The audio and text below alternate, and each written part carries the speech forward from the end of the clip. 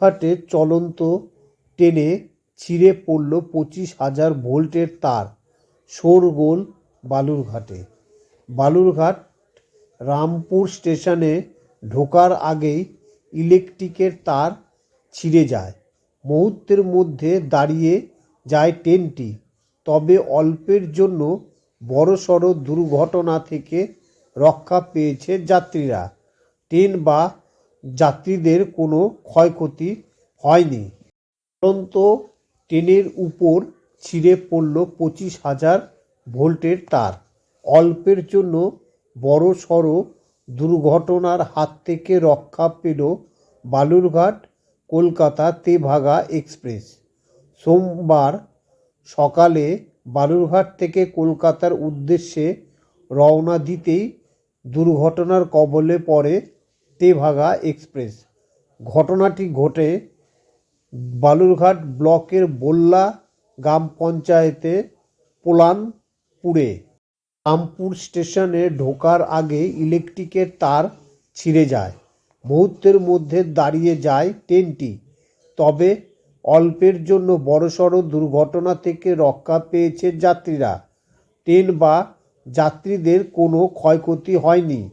এদিন ভোর 5:45 বালুরঘাট থেকে রওনা দিয়েছে তেভাগা এক্সপ্রেস। সকাল 6টার পরে মল্লিকপুর স্টেশন পার করে রামপুর স্টেশনের আগে পোলানপুরে ঘটনাটি ঘটে। খবর পেয়ে রেলকর্মীরা ঘটনাস্থলে পৌঁছান। তারটিকে মেরামত করার প্রক্রিয়া শুরু হয়। এদিকে পরে মালদা থেকে আরও একটি ইঞ্জিন এসে ঘটনাস্থলে নির্দিষ্ট সময়ের প্রায় 3 ঘন্টা পর অন্য ইঞ্জিন এসে ট্রেনটিকে নিয়ে গন্তব্যস্থলের দিকে রওনা দেয়। এদিকে রেল ইলেকট্রিফিকেশনের ওই তার মেরামতির কাজ শুরু করেছে। দীর্ঘক্ষণ ধরে ট্রেন আটকে থাকার কারণে যাত্রীদের মধ্যে ক্ষোভ ছড়ায়। রামপুর সহ একাধিক স্টেশনে যাত্রীরা অপেক্ষায় অবস্থান ছিল। কী কারণে ইলেকট্রিকের তার ছিঁড়ে গেল তা খতিয়ে দেখছেন রেলের আধিকারিকরা। বিদ্যুতের উৎসের দিকের তারের অংশ কেটে পড়ায় বিপদ এড়ানো গিয়েছে বলে মনে করা হচ্ছে। বালুরঘাট থেকে কলকাতার উদ্দেশ্যে রওনা দিয়েছিল তেভাগা এক্সপ্রেস।